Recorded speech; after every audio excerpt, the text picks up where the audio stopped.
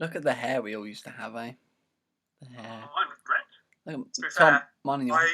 lockdown It's getting to. hairstyle isn't far off. Yeah, it's getting long, isn't it? But Hello, Tom Merson! Hello. hello. Ah, you got Who's flappy hands. joining you today?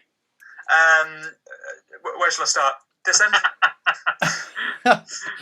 Can you actually start that end? Because Oh. I'm not sure if I can remember. Who is top right? I think that. That's Floss Horseman. Floss. I couldn't remember her name. Yes, I knew it was Horseman, but I couldn't think what her first no, name. I think that's Beth. Name the entire top row. Floss, Beth. Is that my mum? Yeah. Yep. Yeah. She will. Will. Yeah. Smythe. Yeah. Charlie. Marsh. Is that Tyler? That's Tyler. Yeah. Ian Lloydie. Tim Dry. Bethan's mum. What's her name? Is it Helen? Elena? Is that it? Might be. Yeah. Sorry, Bethan, if you're watching this and we're butchering your mother's Yeah. name. He's not. No, he's not even technically in top row. So. Brian C. Brian. Cheryl Hurst. And Colette. Tom Merson, when did you join SIYT?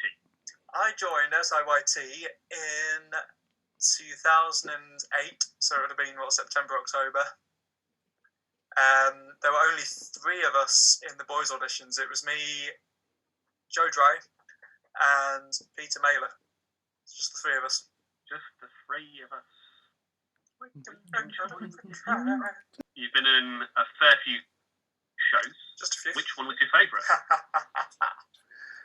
Ooh, now I've had time to think about this, and I'm still unsure. But one of the main one that keeps coming to mind is Midsummer Night's Dream. Good. Just the fun we had, especially on the final night with that show, I think rivals the others. I think that's when the 3 of us, especially, but everyone in that group, we bonded really well, because not only was it a chance for us to sort of express ourselves in the sort of comedic sense, you guys more so than I. So I had to be quite reserved and quite. I'm in charge here, but I'm not quite in charge. But I think with Midsummer, it was slightly different. Obviously, it was Shakespeare. It was new. It was something that we were really learning as we went on as well. Why else was it your favourite, Tom? Yeah, I think because of what you said, and because especially with us 3 all being in the mechanicals, we had that little subgroup as well. So we had how many mechanicals are there? 6? Yeah, 6. So 7. it was Ed, Harry, Peter, Connor, you, me. Because all 6 of us had all those rehearsals together, and we sort of had that time, and then obviously doing the mechanicals rap. Yeah. Which I still go back and watch. It's so bad, but so good. Because I remember trying to do it, we had to listen to the beat at the same time, didn't we? Yeah. But it wasn't edited in any exceptional way. So it was just us holding a phone to our ears, listening to the beat.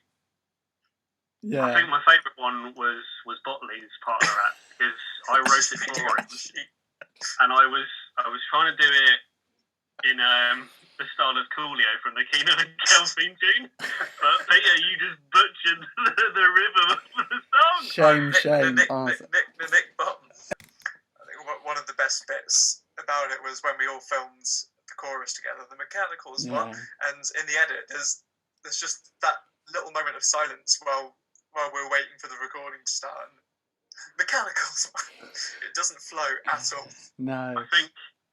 I remember as well, because Ed flat out refused to be involved in it, apart from appearing in the chorus video. Mechanicals what? Mechanicals what? Mechanicals what? You know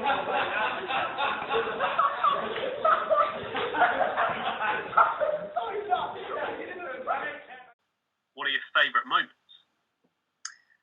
One of them, I'd have to say, is the Barbra Streisand video. When we were doing Journey's End, I think it was it the last night? Probably. or one of the performance nights.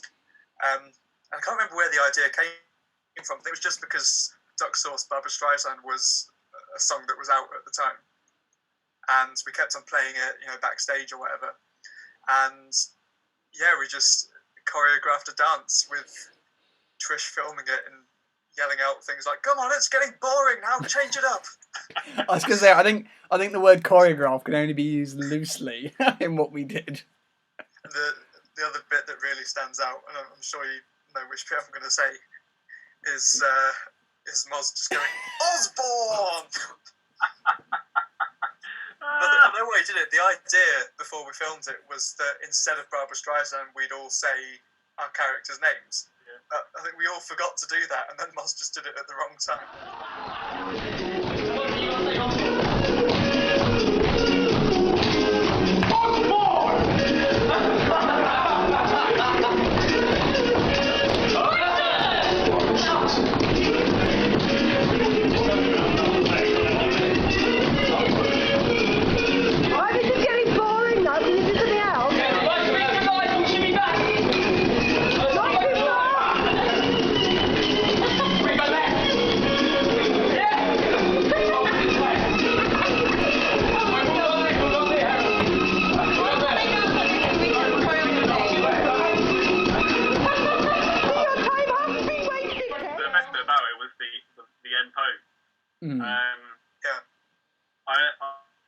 I do feel a little bit disheartened whenever we talk about it and watch that. It is an incredible thing, but as the only German soldier, I wasn't actually involved in filming of it. I was involved in the rehearsals and everything else, but I don't know where I was at that moment. I don't think I was even in the corner. I remember us doing that dance before like most shows. Like we did it. I'm sure we did like every night, and it was normally really good. Like we'd improv and like the ones at the Fringe where we're all going like crazy and doing like something funny, and the moves are constantly changing. It was always that. Yeah, we were doing all these like different moves, and then on the one time we filmed it, and I remember thinking this when we filmed it as well, that we just got stuck on the box step, and no one was like throwing any new moves in, and so we just did that for about like a minute and a half, and then like you say, Trish just went, "Come on, it's getting boring now," and then Ollie Rain starts doing this or it's like it was so good every night except the night we actually filmed it. That's what makes it brilliant. Yeah. Last night at Bugsy, the final pie fight, when we just had to use up what was left in the guns. And of course we were all dead on the ground and shooting out these bits of pie, and every time we thought it was finished, there'd be another spurt just from somewhere across the stage. And of course, when the down and out scene was happening on stage, especially I think it was during the final night, the rest of us were backstage doing the backstage down and outs. Oh yeah.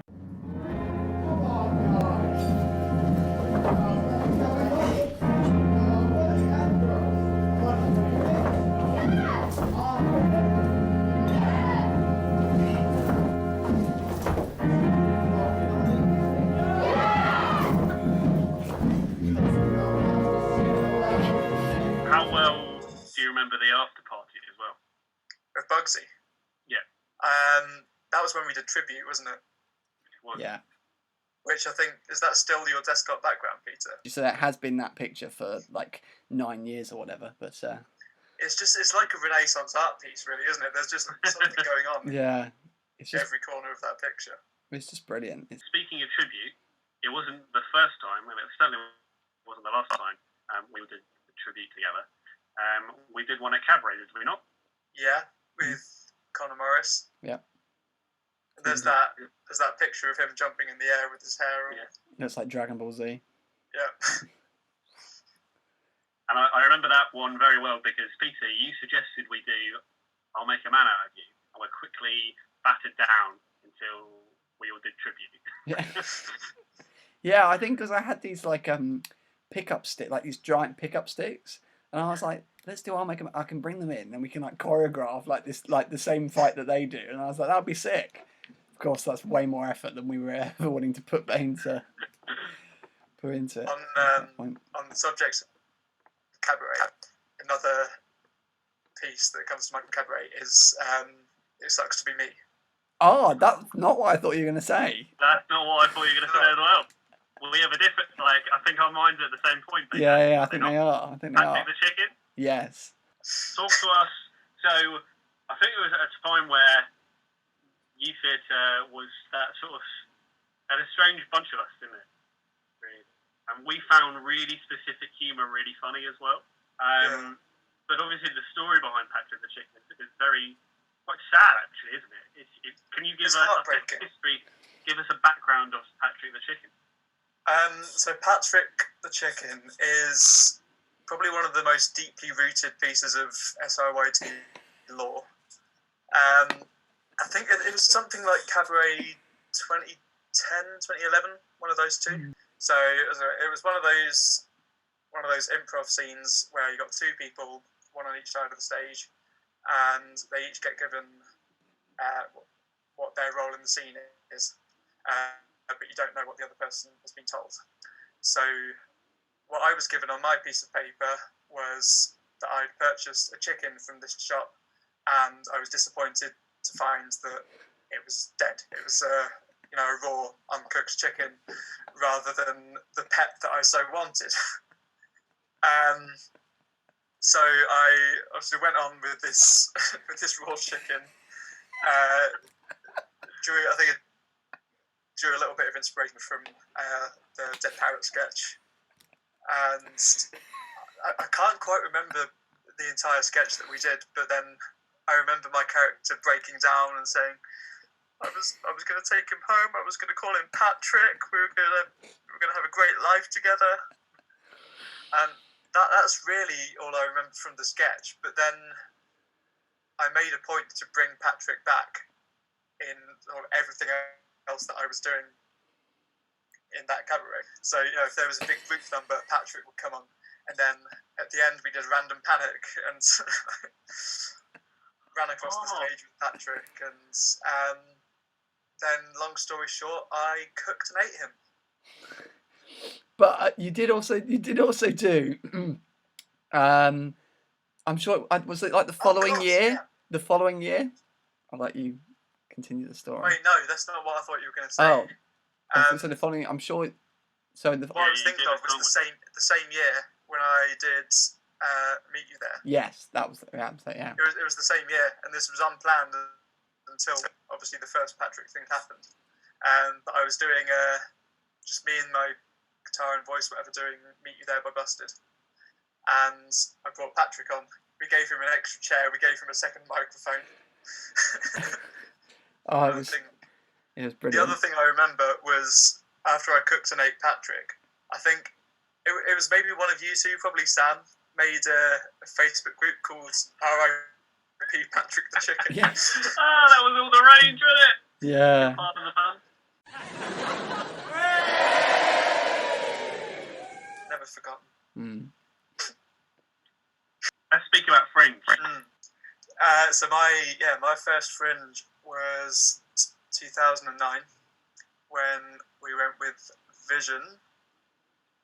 That right there, where my hand's gone. Yeah, Fringe 09 with Vision. It was my first time, even in Scotland.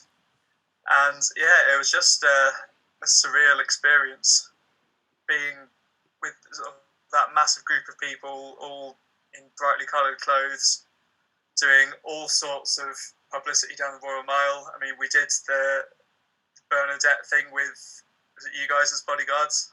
Yeah. The Finnish people as a security. I know. Yeah. And I don't know, it was just such a good group of people. Not that it wasn't every time, but because it was the first one, and so many in-jokes started with that first Fringe that the three of us were all at. The first one was great, and I did Fringe 20... When was the next one after that? 2013. 2013, yeah. With What I Want to Say. Because I wasn't in the original What I Want to Say, so that was the first time that I was actually in that show. The thing I remember from that show, because I was obviously it wasn't in the show, but I was present for most of the night.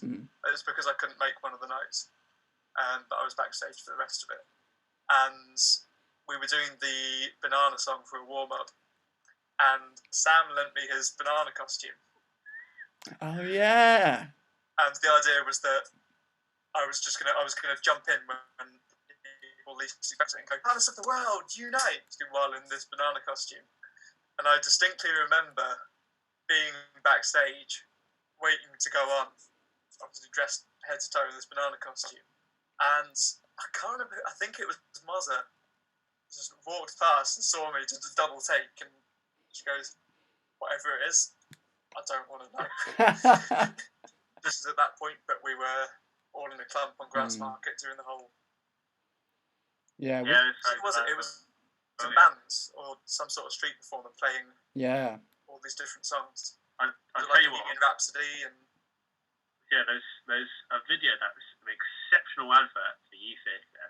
Yeah. The greatest sort of improvised dance you've ever seen. It started off with me and Max Richardson, and then slowly Will Craig, Joe Dry, and Luke Kazar, and then all of a sudden, like more and more people came in and danced, and it was just this like really funky sort of like jazz band like that. Do you have them?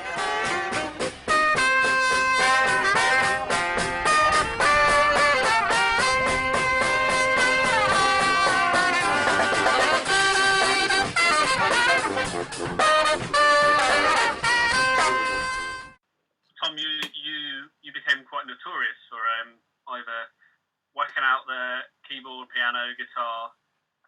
It's when everybody starts gathering round and joining in, singing along or whatever. Because I didn't think much about it. I've been able to sort of play by ear for sort of most of my musical life, but yeah, it's when people sort of started saying, oh, well done, you're good at that. And I'd do it more, and then more people would join in. And it's when we do things like Journeying On for me, and I think that's how Blue became such an anthem. It was already such a good song for us because we knew it from when we'd done Vision the first couple of times.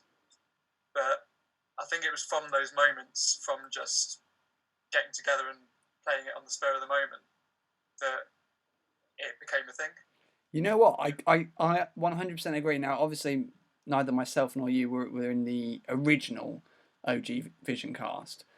But, after Edinburgh, some people filtered off. And I feel like it was you, really, that kind of, being able to play Vision, being able to play Blue, that did make it the anthem that it is today, still.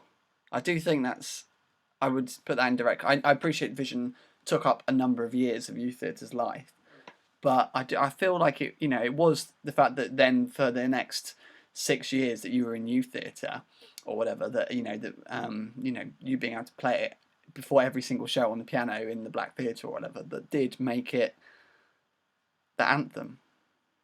I have to agree because sorry Tom, because not only did we have the likes of Bethan and Ella singing the sort of opening and then the closing part of the song. In between that time, it was you that was doing that. Actually, you sang the opening line, sang the closing. Yeah, I became Bernadette. Yeah, you did. You became the unofficial Bernadette, the one that that was destined to be Bernadette, but snatched away. Yeah. The one that the people chose, not the one that the the people's Bernadette. The people's Bernadette. Yeah. It was like a superpower. I knew that whenever I went to the piano and started playing something, I could summon everybody. So true, and there's videos. I think Jess or maybe Lucy sent us videos where you're doing that. You're literally just playing the piano, and then we gather around, and there was certainly a group of us. I mean, most people would come around for like the big numbers. Most people would come around, but I know there was definitely just a group of particularly of us guys that would just go around and just sing. We would sing Avenue Q, and we'd sing. Yeah. I mean, just everything and anything that. I think we'd purposely get there early as well to do that. Oh yeah, definitely. Like, I mean, for me,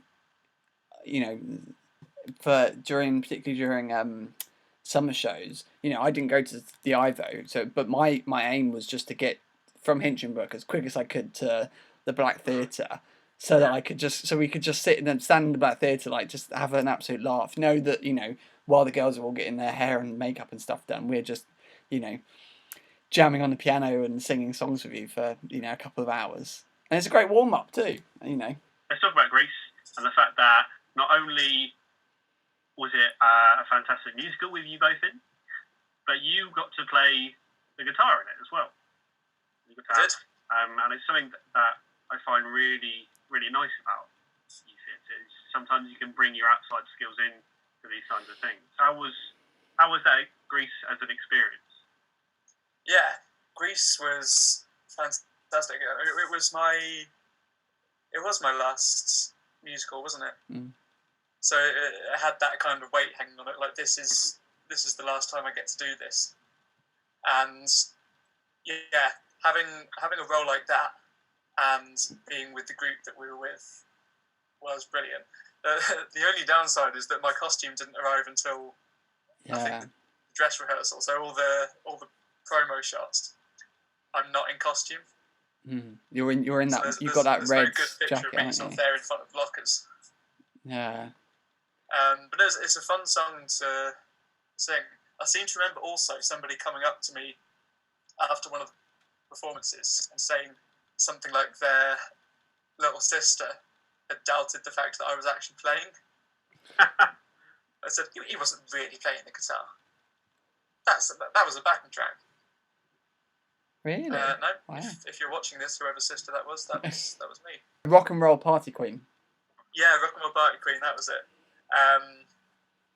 That was, I think, even more fun than those Magic Changes. Because me, Sly, and Dan just had such a laugh. It was one of the ones that we look forward to doing every night. Of course, Grease Lightning. Yes. Yeah. The one thing that was difficult about Grease was, do you remember the freeze frame before every production? Oh my god, yes. That was Half horrible. an hour. Yeah, that was horrible. Yeah, that Completely still. was a really nasty preset. Thanks, Tyler. So, Tom, I feel like Eam was quite a I know you said one of your favourite shows was Midsummer Night's Dream, but I feel like Eam was quite like a real big point for you because you were a leading man in Eam. You had the title role. You gave up a lot for Eam, both family, financially, and experience wise as well. And I feel like we should talk about Eam because that was a big role for you. Like it's a big role. Yeah, definitely not something to overlook. So yeah, as you said, it was my first sort of leading role.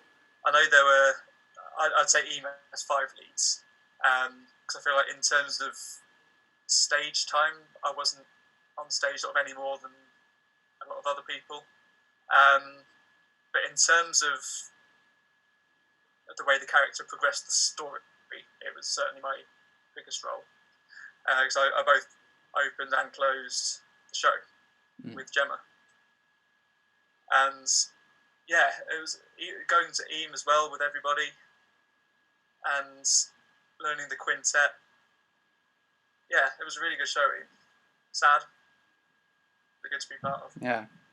The thing that got me, especially on the final night, was because it was some people's final show, particularly Michael Hudson. It was only Michael. It was only Michael Hudson. It was the only one. Yeah. Because obviously it was quite rightly such a big deal for him, and we all knew that and we all felt it. So especially on that final night, I was kindred spirits with Michael. Sum it up briefly. You gave up a trip to Vietnam with school. It was a school trip with the history department, and I suppose it sort of came down to a thing of, do I see my future in history or do I see it in performance? And it would always be performance. Even though, the logical next step from being an Eam isn't Carnegie Hall, but it's something that I felt that I couldn't miss out on nonetheless.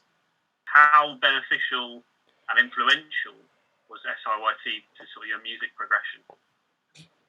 So I think the main thing about that was that because SIYT helped my confidence so much, that lent itself to what I did musically. Because in sort of some of the years that I was in youth theatre, I did a lot of local gigs. I put out some of my own music, and maybe I don't think I would have had the confidence in myself to do that if not for the support that I had from everybody at youth theatre. There's two things that stick out for me from you musically, sort of both inside and outside youth theatre. One was your album that you recorded. So two is then you did your youth theatre musical for your Leavers song speech. Yeah, I thought if I'm going to do something, and if this is my last chance to do it, I'm going to bring out all the big guns. And you really did. I really can't stress how many big guns you brought out for that. Let's write a full musical. Yeah. Essentially what I did was I made a musical chronologically from when I started SIYT right until the end. So I went through in order the shows that we did, the funny moments. I tried to incorporate sort of as many different kind of genres. I mean, there was a rap bit, there was a bit of jazz. Yeah. That's it, and I just I mean it was fantastic. That's such a memory for me, for that performance. And I think that night when we did, that Leavers night, I think you were the first one to get like a standing ovation for your song, because it was like, because people had done speeches and that was all right, and then you came up and you did this musical, and like everyone just like, I just remember everyone erupting and standing up and just screaming, because it was just such a journey. So Tom, I imagine it's a similar sort of reason behind how you got to stand up as well. Yeah, it was. To be honest, it was something that I'd never really thought of while I was in SIYT. I started thinking about jokes I could tell or whatever. But then it got to a point, it wasn't so much about the jokes, it was about the stage presence.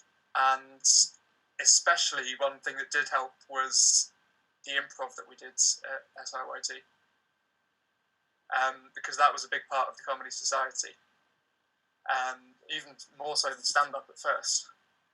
But I think if I hadn't done, things like Patrick the Chicken, and even some of the warm-ups we did, like the freeze frame games, just having to think on your feet. After I'd done a fair bit of stand-up, I was voted to be head of stand-up. And one of the responsibilities when you're head of stand-up is you have to compare the shows, which means not writing your own stuff, but just going up there, literally being yourself and, improvising, talking to people in the audience, making it up as you go along.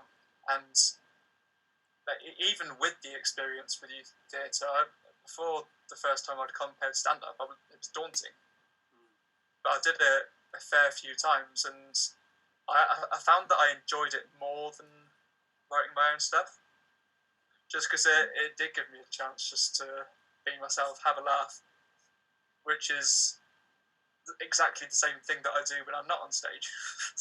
4 or 5 years after I left, I'd finished uni, and Frankie and Moz were obviously in charge, and then you need a new musical director after Colson left.